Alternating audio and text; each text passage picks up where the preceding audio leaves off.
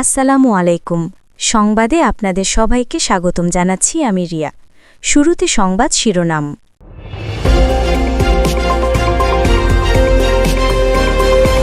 Greenland ইস্যুতে ইউরোপকে ট্রাম্পের কড়া হুমকি।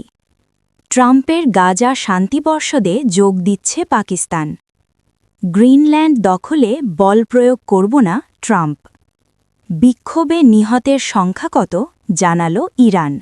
দর্শক, এতক্ষণ শুনছিলেন সংবাদের শিরোনাম, এখন বিস্তারিত। গ্রিনল্যান্ড ইস্যুতে ইউরোপকে ট্রাম্পের কড়া হুমকি। গ্রিনল্যান্ড ইস্যুতে ইউরোপের সঙ্গে দূরত্ব বাড়ছে মার্কিন প্রেসিডেন্ট ডোনাল্ড ট্রাম্পের। দীর্ঘদিনের মিত্ররা এতে যথেষ্ট অখুশি। তবে ট্রাম্প মনে করিয়ে দিয়েছেন, মিত্রদের যারা থাকবে তাদের প্রশংসা করবেন, বিরোধিতাকারীদের বাজেভাবে মনে রাখবেন। খবর আল জাজিরার। বুধবার ২১ জানুয়ারি সুইজারল্যান্ডের ডাভোসে অনুষ্ঠিত বিশ্ব অর্থনৈতিক ফোরামে দেওয়া দীর্ঘ ভাষণে ট্রাম্প ইউরোপীয় মিত্রদের বারবার কটাক্ষ করেন। ট্রাম্প বলেন, ন্যাটো যেন যুক্তরাষ্ট্রের এই সম্প্রসারণবাদী পরিকল্পনার পথে বাধা না হয়ে দাঁড়ায়। যুক্তরাষ্ট্রের প্রেসিডেন্ট ডোনাল্ড ট্রাম্প বলেছেন, তিনি গ্রিনল্যান্ডের অধিকার, মালিকানা ও নাম যুক্তরাষ্ট্রের অংশ করতে চান।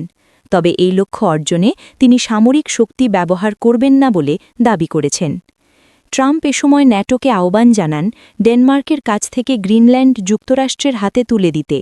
তবে সম্মতি জানাতে অস্বীকার করা হলে কড়া পদক্ষেপের হুমকিও দেন।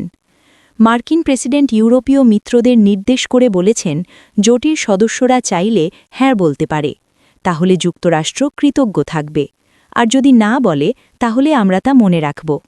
ভাষণে ট্রাম্প যুক্তরাষ্ট্রে গিয়ে মূল্যস্ফীতি নিয়ন্ত্রণ ও অর্থনীতি চাঙা করার প্রচেষ্টার কথা বলেন।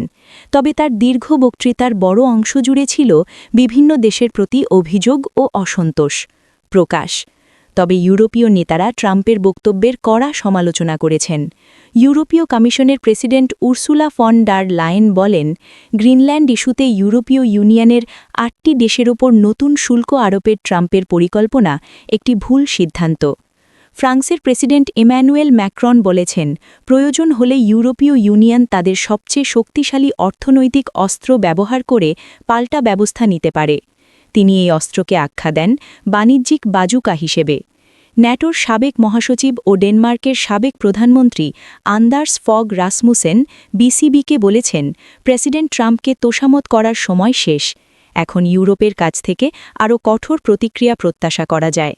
এখন সময় এসেছে ট্রাম্পের বিরুদ্ধে দৃঢ়ভাবে দাঁড়ানোর। ট্রাম্পের গাজা শান্তি পর্ষদে যোগ দিচ্ছে পাকিস্তান। গাজা পুনর্গঠন এবং দীর্ঘস্থায়ী শান্তি প্রতিষ্ঠার লক্ষ্য নিয়ে গঠিত বোর্ড অফ পিস বা শান্তি পর্ষদে যোগ দিচ্ছে পাকিস্তান। মার্কিন প্রেসিডেন্ট ডোনাল্ড ট্রাম্প ঘোষিত এই উদ্যোগে যোগ দিতে সৌদি আরব, তুরস্ক, মিশর, জর্ডান, ইন্দোনেশিয়া ও কাতারের পাশাপাশি পাকিস্তানও আমন্ত্রণ গ্রহণ করেছে। পাকিস্তান ও তুরস্ক আনুষ্ঠানিকভাবে বোর্ড অফ পিসে যোগদানের সিদ্ধান্ত জানিয়েছে। মার্কিন প্রেসিডেন্ট ডোনাল্ড ট্রাম্প পাকিস্তানের প্রধানমন্ত্রী শাহবাজ শরীফ ও তুরস্কের প্রেসিডেন্ট এরদোগানকে এই উদ্যোগে অংশ নেওয়ার আমন্ত্রণ জানান। পাকিস্তানের পররাষ্ট্র দপ্তরের মতে, বোর্ড অফ পিসে অংশগ্রহণ গাজা শান্তি পরিকল্পনা বাস্তবায়নে পাকিস্তানের চলমান প্রচেষ্টারই অংশ। এই পরিকল্পনা জাতিসংঘ নিরাপত্তা পরিষদের প্রস্তাব ২৮03-এর আলোকে গ্রহণ করা হয়েছে। পররাষ্ট্র দপ্তর জানায়, পাকিস্তান আশা করছে এই নতুন কাঠামোর মাধ্যমে গাজায় স্থায়ী যুদ্ধবিরতির পথে বাস্তব প্রগতি হবে। একই সঙ্গে পাকিস্তান আশা প্রকাশ করেছে যে এই উদ্যোগের ফলে ফিলিস্তিনি প্রজাজনের জন্য মানবিক সহায়তা উল্লেখযোগ্যভাবে বৃদ্ধি পাবে। পাশাপাশি কয়েক মাসের ভয়াবহ ধ্বংসাবশেষের পর গাজার ব্যাপক পুনর্গঠনের জরুরি প্রয়োজনের কথাও জোর দিয়ে উল্লেখ করা হয়েছে। ফিলিস্তিনি আত্মনিয়ন্ত্রণের প্রতি সমর্থন। পাকিস্তানের পররাষ্ট্র দপ্তর ফিলিস্তিন ইস্যুতে পাকিস্তানের নৈতিকত অবস্থান পুনর্ব্যাখ্যা করেছে।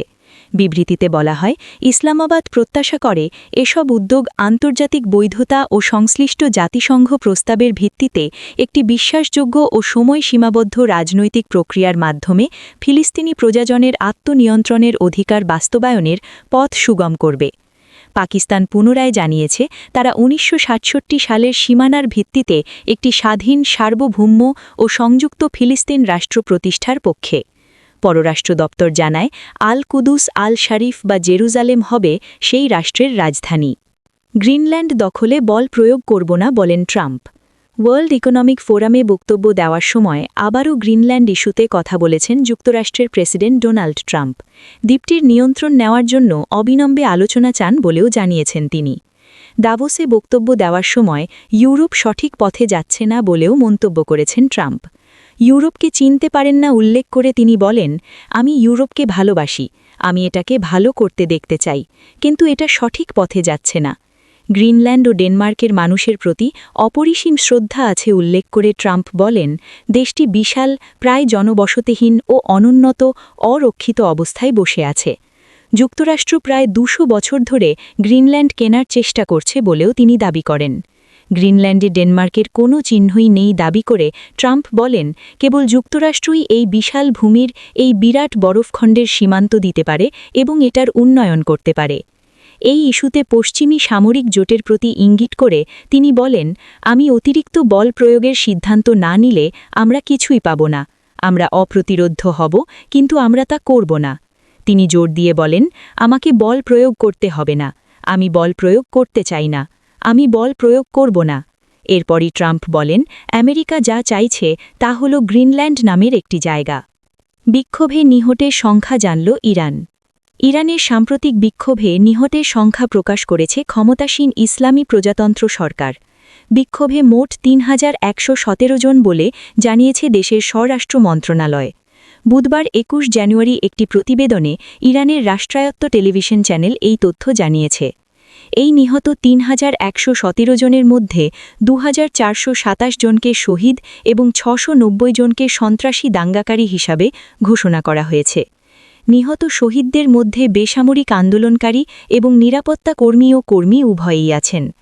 ইরানের জাতীয় নিরাপত্তা সংস্থা ন্যাশনাল সিকিউরিটি কাউন্সিলের সচিব আলী আকবর পৌর জামশিদ্দিয়ান রাষ্ট্রায়ত্ত টেলিভিশন চ্যানেলকে দেওয়া একটি সাক্ষাৎকারে বলেন, নিহতদের মধ্যে যারা বিক্ষোভে সন্ত্রাস ও দাঙ্গাবাজি করেছে, সরকারি ও মিলিটারি স্থাপত্যে আক্রমণ করেছে, তাদের সন্ত্রাসী দাঙ্গাকারী হিসাবে ক্যাটেগরিভুক্ত করা হয়েছে।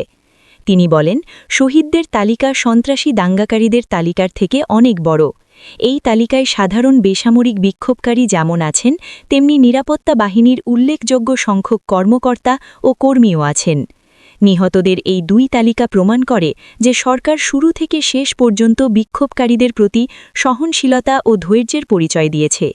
এদিকে যুক্তরাষ্ট্র ভিত্তিক মানবাধিকার সংস্থা human rights activists news agency তাদের ওয়েবসাইটে জানিয়েছে, ইরানে বিক্ষোভের শুরু থেকে এই পর্যন্ত নিহত হয়েছে ৪,৫৬০ জন। এদিকে বিভিন্ন সূত্রের বরাতে জানা গেছে, ইরানের বিক্ষোভে নিহতদের সংখ্যা ১৫,০০০-এর বেশি। গত ১৮ জানুয়ারি ইরানের এক সরকারি কর্মকর্তা জানিয়েছিলেন, বিক্ষোভে অন্তত ৫,০০০ জন নিহত হয়েছেন। তবে আন্তর্জাতিক সংবাদ মাধ্যমগুলো ইরান বিক্ষোভে নিহতদের এসব সংখ্যা এখনও স্বাধীনভাবে যাচাই করতে পারেনি। জীবনযাত্রার ব্যয় ও অসহনীয় মূল্যস্ফীতির প্রতিবাদে গত ২৮ ডিসেম্বর থেকে বিক্ষোভ শুরু হয় ইরানে। এরপর মাত্র কয়েকদিনের মধ্যে দেশের ৩১টি প্রদেশের প্রায় সবগুলো শহর গ্রামে দাবানলের মতো ছড়িয়ে পড়ে বিক্ষোভ এবং দিনকে দিন বিক্ষোভের তীব্রতা বাড়তে থাকে। বিক্ষোভ দমনে ইতিমধ্যে ইন্টারনেট মোবাইল নেটওয়ার্ক বন্ধ করে ইরান, সেই সঙ্গে দেশ জুড়ে পুলিশ নিরাপত্তা বাহিনীর পাশাপাশি মোতায়েন করে সেনাবাহিনী। ব্যাপক দমনপীড়ন চালিয়ে বর্তমানে বিক্ষোভ উত্তেজনা অনেকটাই প্রশমন করতে সক্ষম হয়েছে ইরানের সরকার।